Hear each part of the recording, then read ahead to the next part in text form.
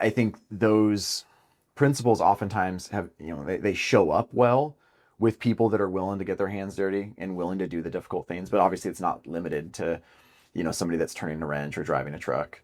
Right. It just, maybe it shows up a little bit more in those Right. industries. I think sometimes the people go for the glamorous, and sometimes the success is in the areas that aren't glamorous. Welcome to the Blue Collar Millionaire Show. I am your host, Chad Hufford, and this is the podcast where we celebrate the unsung heroes of the working world.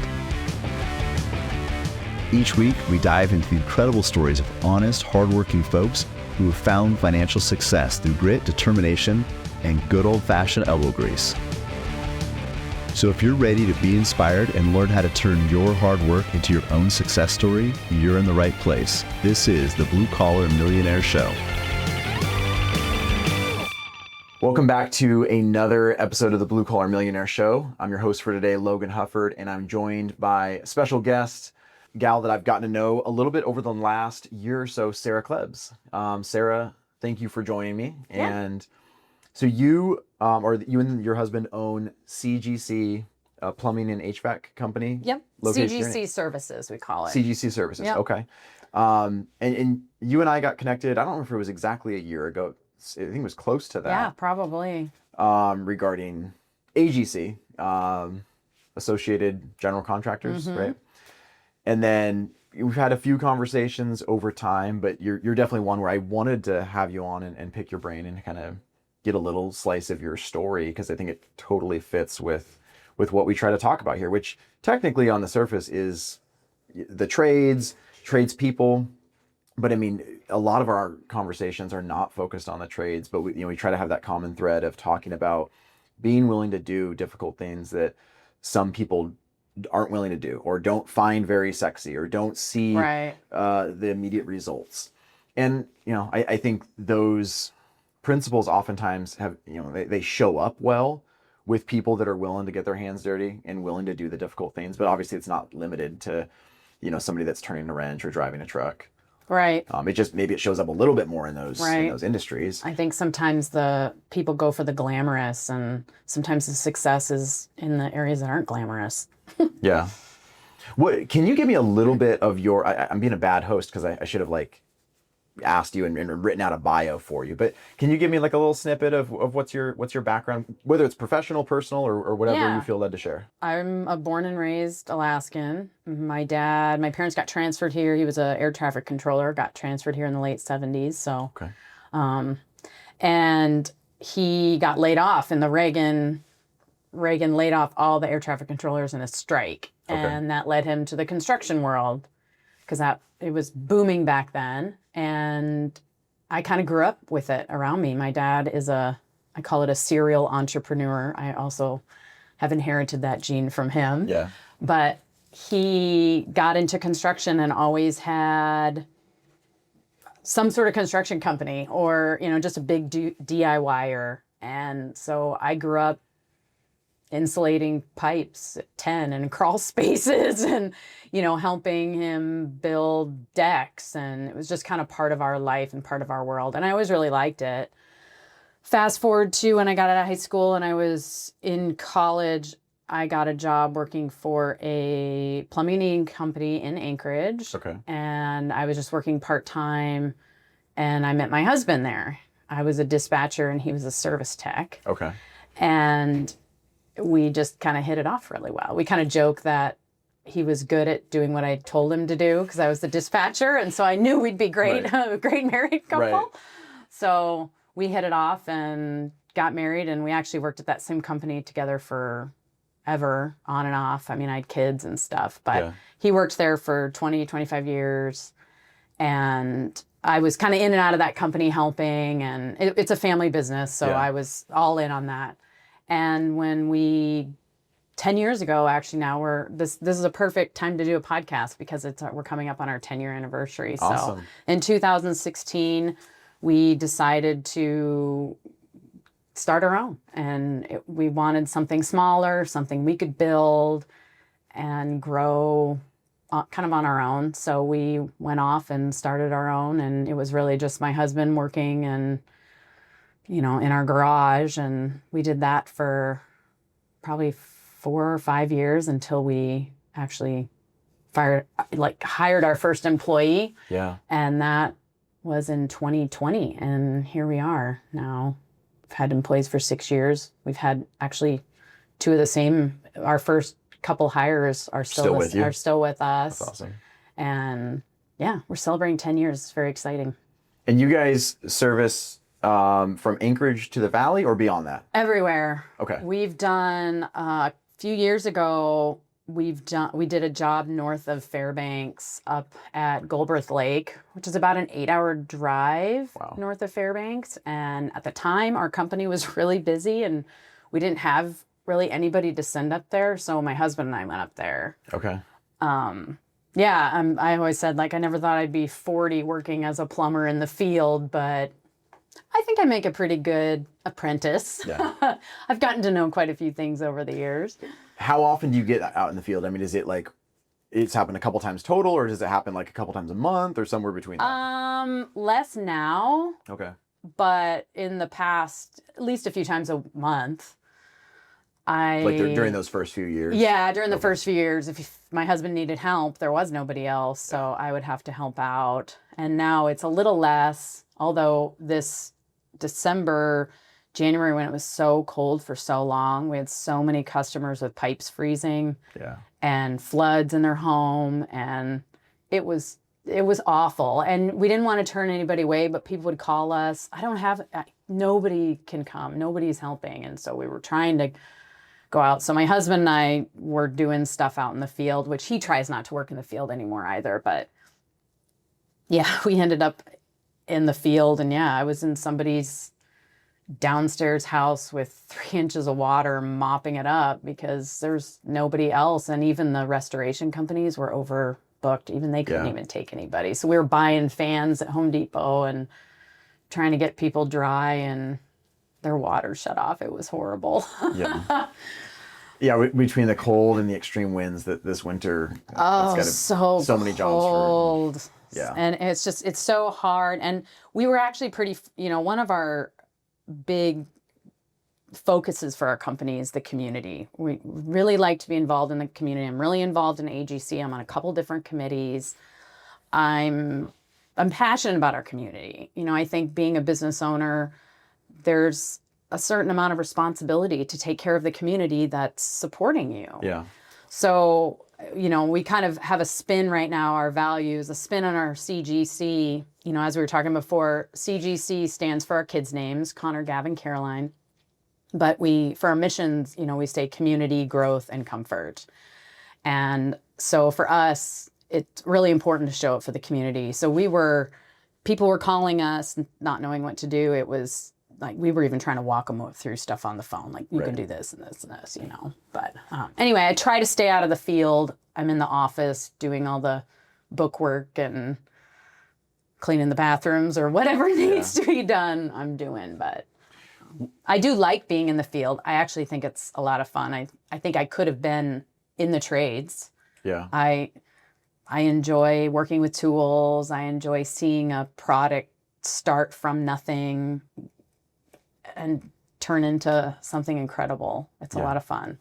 What did you not expect? As a business owner? Yeah. I'll just leave it pretty broad, but wherever you want to take that. I don't think I expected, and I don't want to say that I didn't expect employees to be important, but employees are really our world. And it's, my husband always says, if you take care of your employees will take care of your customers. And that's really the goal. Yeah. I don't think I realized how encompassing that can really be. We care about our employees. We want them to enjoy where they work. And there's kind of a constant back stress when I make any decision. What's the employees going to think about this? We're in this growth phase where we have to start doing stuff that most people would call corporate. Right. Creating processes, making rules. Yep. And I've always said to people, having meetings. Oh, so many meetings. Yeah. It's so, ugh. But yeah, I always say to people, don't be the reason why I have to create a policy. Like that's my saying to my employees. Please don't be a reason that I have to create some policy that has to be in writing. But but I still make those decisions. It's if I'm going to create a policy for something, I worry, is this going to be the one that tips an employee over the edge that we've gotten too big and too corporate, and that's kind of a nagging that's always in the back of my mind when I make choices. And it doesn't hold me back per se, but I like to be aware of it. Yeah. Or maybe I say this just to comfort myself as a chronic overthinker, but I like to think if I'm constantly worrying about something that I'm trying to do better, it's like, well, I'd rather have that than the opposite, right? I mean, I would rather think about and consider and care too much than not be aware. I totally agree. As an employee, knowing that, if I know that my boss or that my leadership is on some level worrying about, hoping that it doesn't affect me in an adverse way. That's a good thing. Obviously, you don't want it to be crippling worry, but right, yeah. And I can definitely, I will say, like we've experienced our own versions of what you just shared. We all have different backgrounds, but only a couple of us have worked as employees in, I'll say, large companies, and I mean that from like a local standpoint. Yeah. Companies where there's at least dozens, if not 100 or more employees. Yeah. I came from the dealership world, one of which was a corporate, Lithia. So very, very corporate, a lot of policies and procedures. Jared's definitely got some corporate background. Brandon's got corporate background. But for the most part, most of us don't have that. Mm-hmm. And the folks that don't have that are like, hey, I definitely don't want to be overly corporate. And then folks that came from, like myself, too many meetings, too many policies, too many, we got to have this requisition form to get this thing signed, to get that. Like we want to avoid that. So then the pendulum can swing too far over where it's like, well, we do have to have some meetings. We do have to have some way of, having a process for this. And it's a tricky balance. Yeah, it is a tricky balance. And, another part of it is the goal is to grow your company, right? My husband's probably a little more comfortable kind of staying a certain size, but in my mind, you always have to be growing. And that's just a difference of how we see things. But I feel like if you're going to grow, you're going to, there's a certain necessary evil that comes with that, right? You're just going to have a policy on certain things, especially when you have it's going to strain your comfort. Yeah, exactly. But it's good. I think growth is, and even if you're not growing from a revenue standpoint, you're always growing in your own knowledge, and you're always, and, at the end, the other part that I kind of remind my husband is that there is no choice to not grow, because if you're taking care of the community and taking care of your employees, you are going to grow. Yeah. And maybe you don't have some big goal, I want to quadruple my revenue, but you're going to grow naturally if you're taking care of the people in your community. And that's just part of the process. And unfortunately, there's policies and meetings that comes with that. So one big thing we did this year to kind of help us stay on track was we actually hired a business coach. Okay. And it's been really good because he's really helped us stay, we were talking before about, being consistent, and he's really helped help us keep our focus on whether it's taking care of the community or maintaining those values. You have a mission statement, you have a set of, that's what you do. Every day, every choice you make needs to go back to that. So he has us, those are our mission statement and values are posted in our offices, and they're posted around to remind us. We review them regularly. Is this still what we're going for? Yeah. And, we kind of talked about how that consistency is so important because it reminds you of who you are. It's so easy to get busy and houses are freezing and water spraying everywhere and your chaos is ensuing around you, and maybe you make some shortcuts or you do things that that go against your values if you're really busy and you're not focused on that. But having those stare you in the face, reminding you, no, this is not how we do things. We need to put our foot down and maintain those is really important. Yeah. Is that, does it generally lead to encouraged feelings is that pretty much always the case if you have those conversations with a business coach, or are there times where whether it's you and your husband or just you internally where you're kind of you really don't like what you heard, or you really don't want to, you kind of want to buck up against the coaching that you're getting? I don't think so, because in my mind, that's my core. That's my value. What we have put on that piece of paper that we're going to review. That came from you, that not came your from business us. coach. Right. Yeah. We developed those. And we have been pushing those mindset. And I'm really big, even on a personal level, of having goals and having stuff written down. I'm all about the vision board and stuff like that. And so for me, I know I will never regret doing what my core values and heart stands on. Never. But if I go against that principle, I'm going to feel like garbage.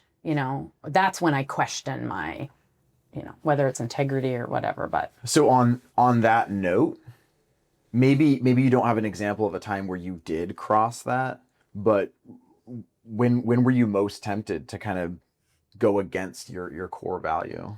Always happens when we're busy, right? And I think that's in a personal world too. I think that's when people get pushed to maybe negotiate with themselves that maybe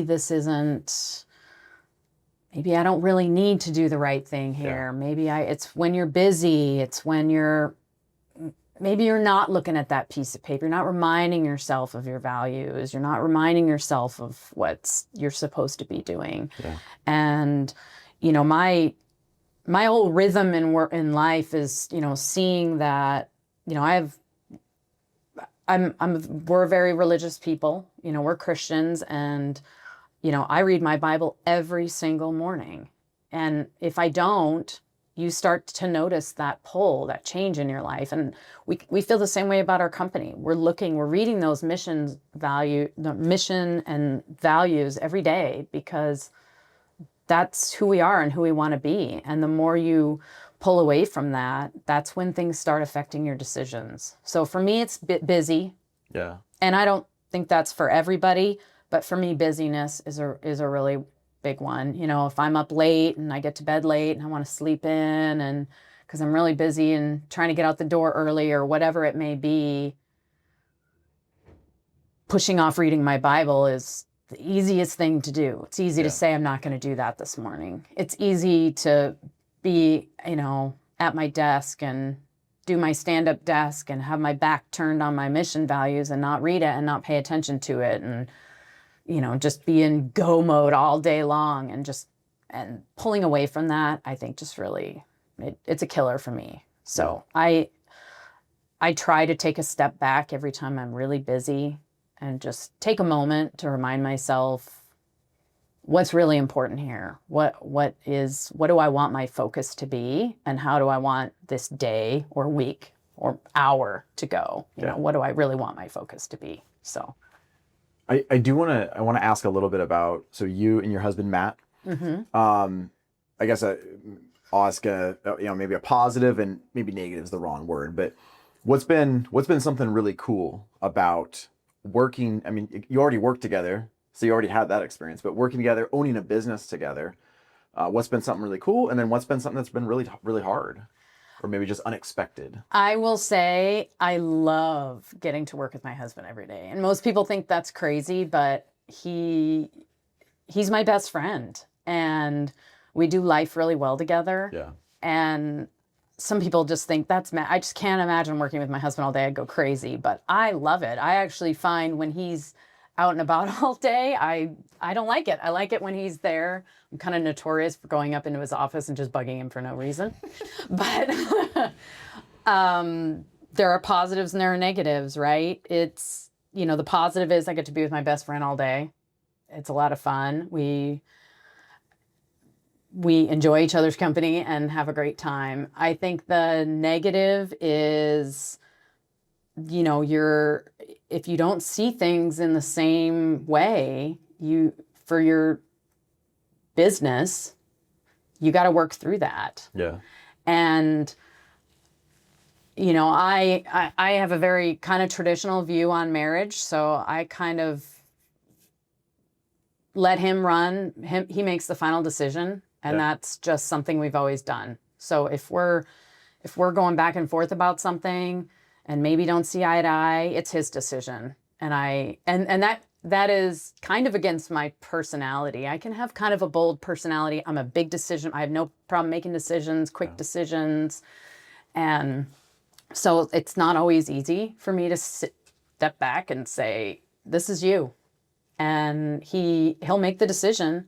And even if I don't agree with it, I always support it. Yeah. And it's worked really well. And nothing jumps out of my mind where he made a decision that was bad. I don't. Yeah. Because I feel like if it's a really big, important decision, we really do work through it together. Even just the simple fact of if your personality, your kind of your makeup as a human is one way, but it's not the exact same thing as your belief structure of. I mean, if I'm understanding you correctly. Yeah, exactly. That can be tricky. Yeah. And yeah, I'm just gonna say just really briefly, I think it's totally fine if not every married couple would want to work together. Oh, totally agree with that statement. But I do think it's really healthy to, to view that as like as an ideal of like not necessarily working together, but wanting to spend time together as much as possible. Yeah. Bums me out that's not always the case a lot of times. But right. I'll just say that. And I would say the other negative to that is that it's hard to not talk about work at home. Yeah. That's probably even really more of a negative. If we disagree on something, that's not really, I guess, maybe that saying that is a negative probably isn't correct, really, because we work through it and it's fine. Right. Probably the more is it's hard to shut all that off when you're home, or if there's a lot of important stuff going on and it's 5 o'clock in the morning and I'm reading my Bible and he comes and brings up a work issue. Yeah. Like, hey, leave me alone. So that's probably more of a negative. But we try to be good about that. Like, okay, Mondays, we try and do lunch together and it's all work talk for the week. Okay. We've started meeting on Tuesday afternoon, more of a finance-focused work meeting. We have our coaching on Wednesday, but then we try for the weekend to just stop. Do you guys have like hard boundaries or like even written out boundaries around your roles of like, I'm not your co-owner right now, I'm your wife, or I'm your husband kind of thing? Or is it no, you're able to work through it a little bit more naturally? I think we work through it naturally. Okay. Yeah, and I think we do a pretty good job of it, actually. I'm proud of how well we've done with it. Yeah. Really, because like you said, it's not for everybody, right, for certain, and that's not a positive or negative, right? It's not for everybody. But I'm glad we've been able to make it work, and I enjoy it. Yeah. So, yeah. You mentioned community and giving back to the community. What's one of the coolest things that you've been able to do along those lines?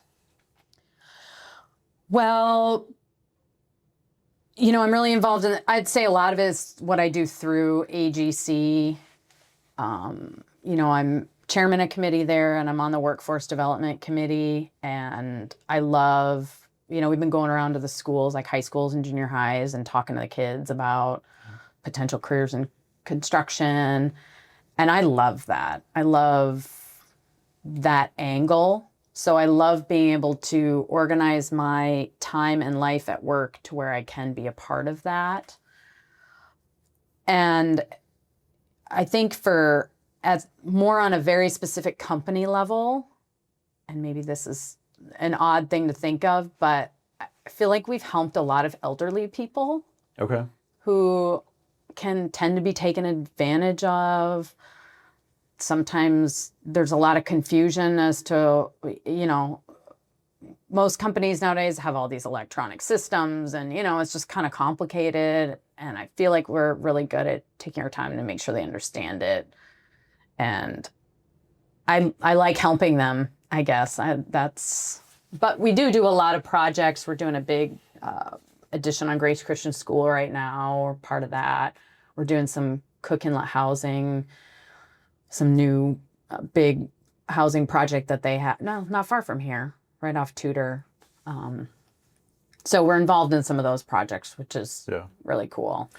And I'll just say, maybe you don't need this encouragement from me, but I'll still share it, because I tend to be the opposite of you and how you grew up in terms of how skilled I am with tools, growing up, working around anything resembling the trades. Like that was just not me. My wife is very similar to you, and I'm very much the opposite. And this is like, we've had to get a bunch of roofing quotes for some things. We've had issues there. We've had you guys over, for our furnace. I mean, just various things. I, as somebody who's totally a newbie, I'm totally ignorant on most of these things. At least I definitely started out that way. I so appreciate coaching.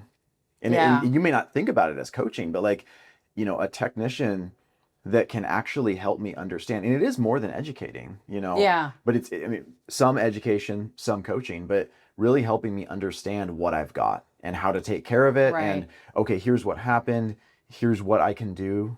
Here's what's within my control to kind of keep it from happening, or to, fix it, or whatever. Right. Definitely. I mean, you probably know this, but definitely not all companies do that. I would say, probably the majority don't. And and even just, it goes beyond bedside manner, but it starts there, I think. Yeah. Having somebody that can really talk to somebody that's very ignorant on how this stuff works and help me understand it, not feeling like an idiot. That goes a long way. And I can't imagine it's easy, and maybe not even natural, but my goodness, it creates a totally different dynamic when I can have somebody really, we call it the heart of the teacher, and that shows up in different industries. So it's cool to see that show up with you guys. Yeah, I love to help people understand really basic, just really the foundation levels of something. It's, in anything in life, not just your plumbing and heating system, but, usually that base foundation is not that hard to understand. So if I get somebody on the phone and they don't know if they have a furnace versus a boiler, do you know the difference between those two? I don't. Okay. I told you I was ignorant, and you're like, how ignorant are you? That's always my testing question. Yeah. Anyway, people, sometimes they feel stupid about it. And I'm like, why would you feel dumb about that? Because everybody else in the world knows except for me, Sarah. Right, that's why. Exactly. I mean, 100%, that's how I feel. Right. Like literally, I'm the only person. There's 8 billion other people that know, but I don't know. But you don't know. Yeah. And I think, I don't feel like companies take the time to walk them through what the difference is. Yeah. Okay. Is your house blowing hot air out of registers? Okay. That's a furnace. Do you have things running around your wall that heat radiates out? Okay. That's a boiler. And they're like, I never knew that. Yeah. Yeah. That doesn't take long to explain to somebody, and it's really it's a simple thing, really, to understand that. And I love teaching really simple stuff like that to people, or telling them, oh, if you have water coming out of the bottom of your hot water heater, I'm not going to let you pay me to come over there and look at it, because I can tell you right now it's toast. Okay. You 100% need a new hot water heater. Yeah. If it's leaking out of the bottom of the water heater, it's gone. So let's just send me some pictures so I can give you a quote for a new one, but I'm not going to charge you $200 for me to come out there and tell you that. Right. And I don't think a lot of companies do that in any industry, but I think that's part of our community feel. Yeah. We don't want to suck you dry for every dollar. And I don't live my life that way. I don't live my life wanting something from everybody. Like, I want to help. I genuinely like to help people. I genuinely like to encourage them. And I love teaching them. So. Yeah. Circling back to your guys' business, was there a time that you, whether financially or otherwise, was there ever a time where you thought maybe you guys couldn't make it? I don't know, what day of the week is it? Yes, definitely. One problem when my husband and I don't have fancy business college degrees. And I'm sure that it would be helpful to us. But when you don't have that, then you have to learn the hard way. And it's usually a longer way. And it's usually more expensive. And we've worked through all those, whether it's monitoring cash flow or, dealing with employee stuff or contracts with, other contractors. We've made the mistakes. We've had moments where we're ready to hang up our hat. And I don't think it's more hang up our hat. I think it's more like, how are we going to get through this? Yeah. We are going to have to strategize here to make this happen. And I think our mentality of, I love to learn, I think our mentality of wanting to help teach other people serves us well as business owners, because we want to learn ourselves. We're always ready to learn. That was part of hiring a business coach. Like, we also hired this management accountant to come in and help us kind of look at bigger picture stuff. And it's made a big difference. But yeah, when you're working 7 days a week and then somebody quits or a building floods or something, there are moments when you're just like, there's got to be easier ways to make money. Right. But I also feel like I wouldn't be happy doing anything else either. I've said before, I'm a serial entrepreneur. Right. I could turn anything into a business or a business idea. I like to look at other people's businesses and evaluate what would I be doing different. It's just kind of my nature. So I like being a business owner, even if it comes with the stress. I just can't imagine doing anything else. Yeah. As my pastor says, warts and all. Yeah, Warts and all. Exactly. Okay, so I wasn't sure how much we would go into this, but if you're cool with it, I realize we're going to touch on a different company here. So Klebs Mechanical, anybody in Anchorage is familiar with them. Obviously your last name is Klebs. Right. So your father-in-law started Klebs Mechanical, right? Yep. What was that like? I mean, is that where you guys worked? Is that where you and your Yes. husband? Okay, Yep. so when you started CGC, did you feel like this burden or this pressure of like, we need to be better than, or we need to at least emulate, or we need to do differently? Like, what was that like? No, when we left there, my father-in-law was getting ready to retire. And so we were looking at buying the business, and it felt like a lot. And, they had, I don't even remember at the time, 50 to 100 employees, and Yeah. my husband had been working as the general manager for a while, and it just felt like a lot. And it's intimidating. It's Yeah. intimidating to buy a company that size and to carry on the legacy. And we kind of wanted our own spin on stuff. And my brother-in-law, who was also working at their time, had somebody. I'm obviously assuming that's your husband's brother. Correct. Okay. Yeah. Mike. So he had interest in purchasing it. And he actually ended up purchasing it with a partner. Okay. So it just felt like a right shift. We didn't feel like we were abandoning the family business because there was two perfectly capable people to move in and buy it. And then we could kind of grow in our own way.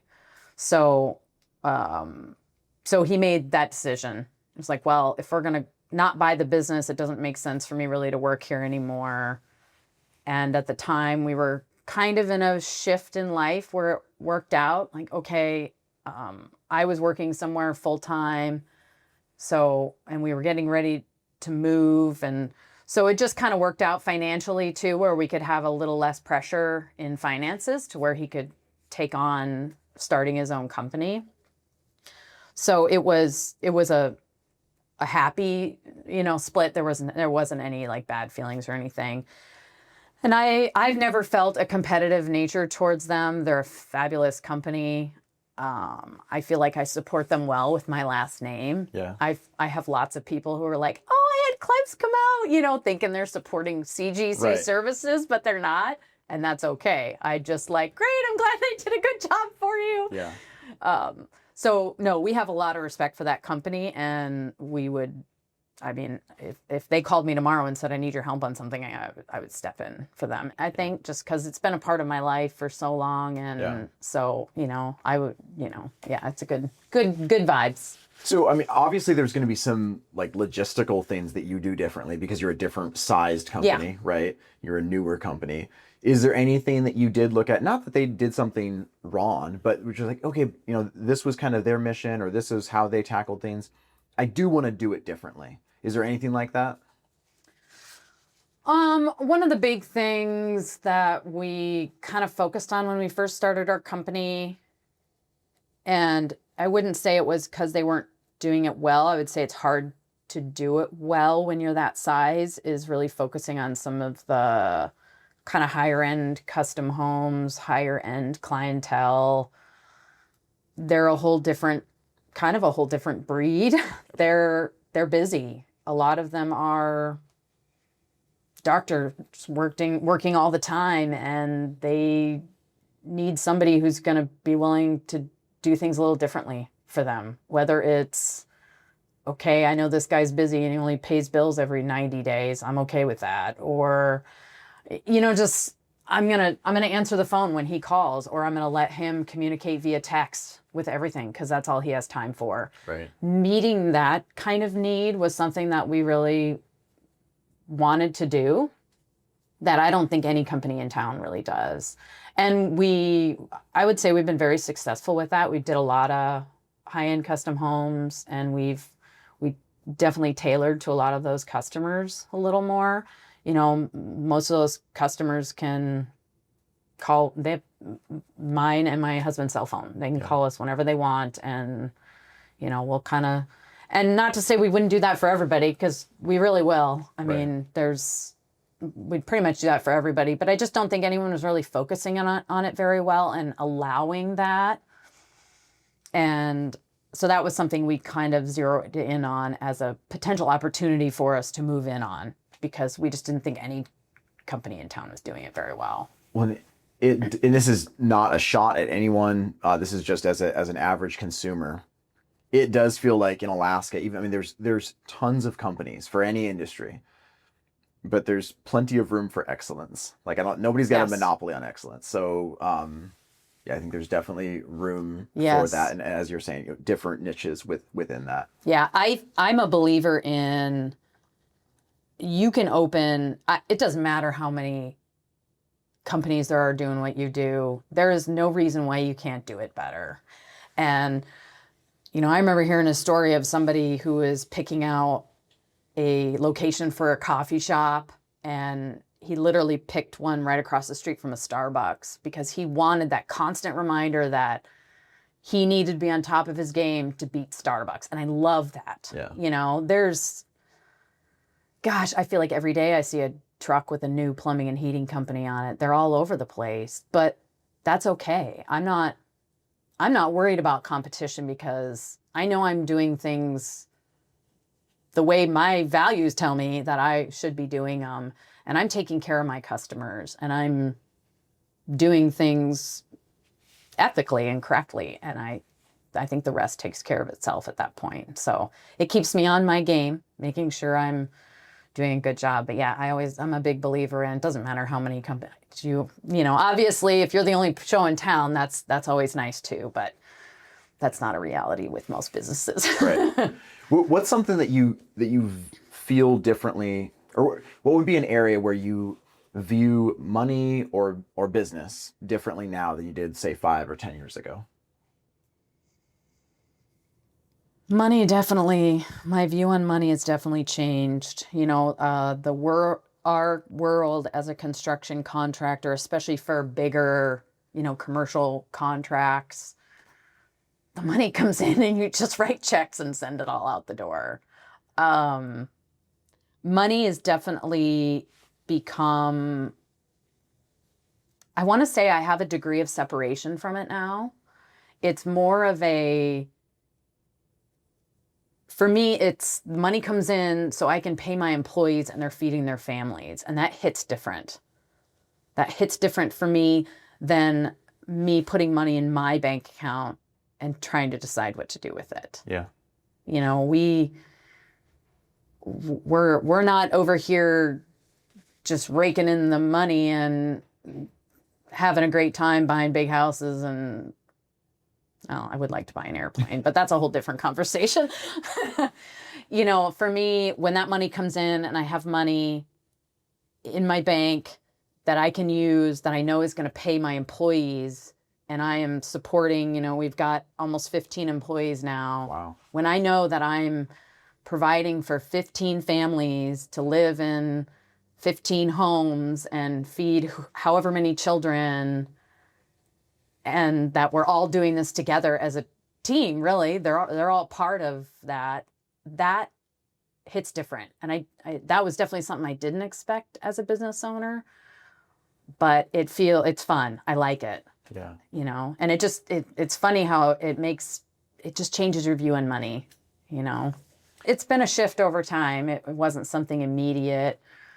You know, at first you kind of see payroll as this looming, like, oh, our payroll's up to this now every week. You know, it can be it's scary. Cash flow is very scary, especially in the construction world. You know, there's a lot of unknowns there, and there's a lot of, you know, you don't know if a contractor is going to pay you 90 days out sometimes, and you got to cover payroll for those 90 days. So it can be very scary. Cash flow is a scary thing in any business, but I would say construction especially. So it used to be a scary thing, but for me now, I'm finding more pride in it, just knowing I'm providing. One of the things that we started with was talking about, you know, throughout basically every episode that we record, at least every episode that we try to record here, is, you know, that thread of doing the difficult because it's right, doing something consistently over time. What, in this, whether this is as a business owner, as a person, just in your own personal finances, whatever, what's something that you feel like you've worked hard to gain traction, to gain progressive victory in, that is doing the difficult next right thing because it's the right thing? Actually, I have a great example for just a personal finance type thing. I do like rental cars on Turo. Okay. And I also have an Airbnb.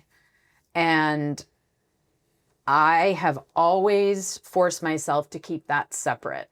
Like no matter how much our company may be having a cash flow crisis, that money is separate. I don't let it mingle. And it's required a lot of discipline, because sometimes in that account I get a decent amount, but my goal with that is to buy another house and build up so that I have that passive income, so that I don't have to be in construction forever, you know, and that's been really hard sometimes.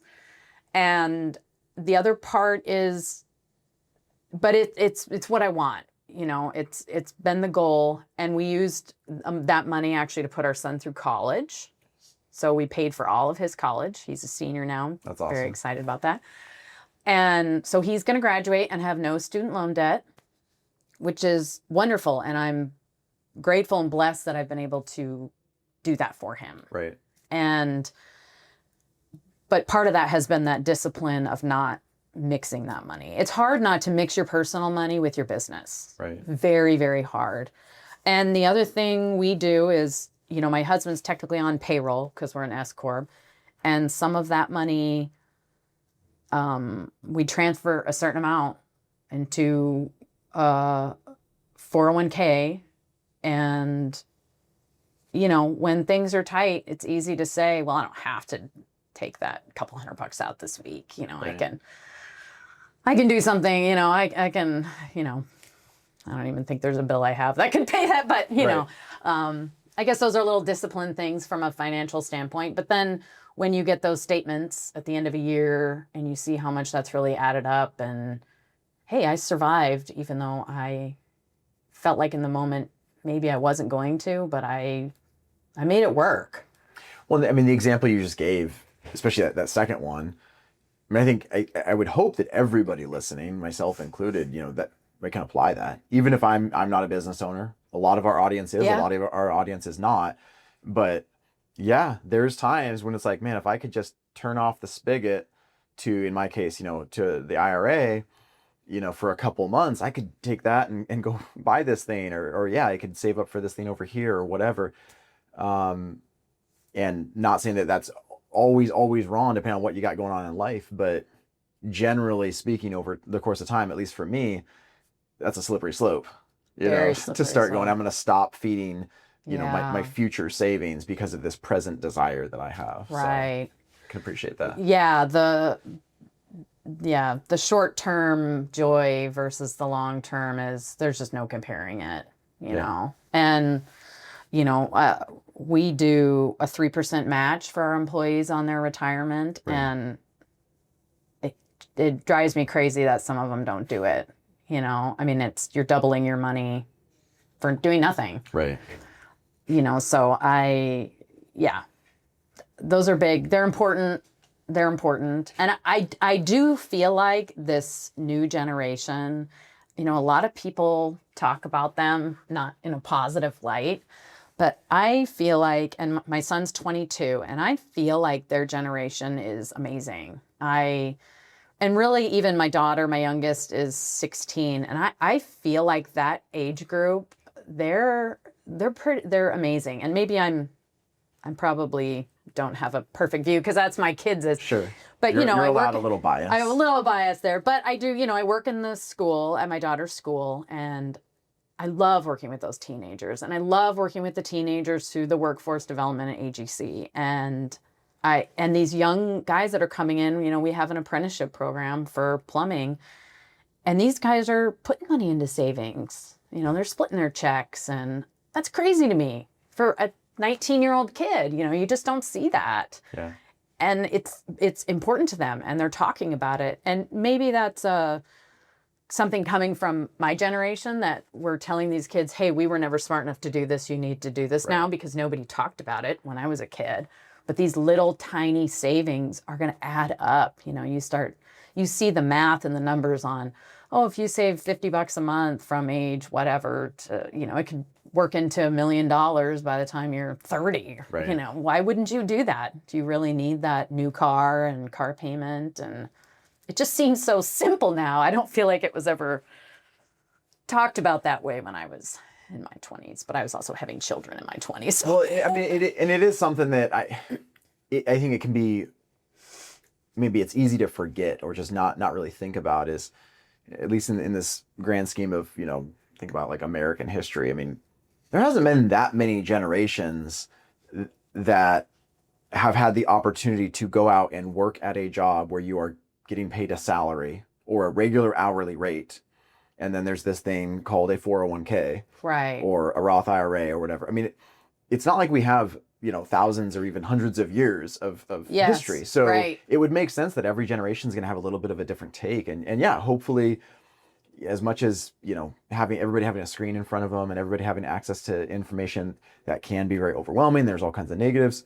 Yeah, I would hope that, as you're kind of implying, that some of that access to information is leading to better decision making. Yeah.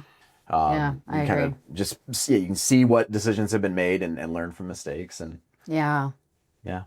So is there anything else that you wanted to make sure and share? Or is there anything that you're working on that you want to kind of give a plug to before we close up? I don't think so. Maybe my worldly wisdom on people is just, I'm also a big believer in the, sometimes work smarter, not harder. People sometimes think they have to work 12-hour days to be successful. And I think I love that there's been a lot more focus on how important a Sabbath day is. I think that stuff is very important. I think your family is very important. And I really hope that, again, in this new generation coming up, they seem to embrace that a little bit more, that, family is important. And I really hope that people, don't lose themselves in work. There are smart ways to make money, small investments over time, build up. You don't need to work 12 hours a day, 7 days a week to make a living. You can make small, smart decisions now and every day that will lead to a prosperous future, and give yourself that time to enjoy your family and, set your life up around your family. Don't set your life up around money, Yeah. I think that's probably my big push. Well, just as we wrap up here, I appreciate, what you shared. I mean, if I'm piecing together a couple parts of our conversation where, you've made it very clear how much you enjoy a lot of what you do and what you have done.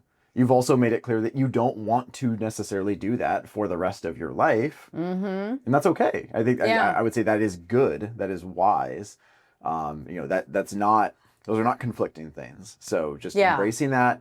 And then, you're making a plan for the future, knowing that you're going to have to make pivots, but you're still planning and moving forward. That's pretty cool. Yeah. My husband and I, we don't plan on owning this company until we're 60. That's not the goal at all. The goal is much shorter term.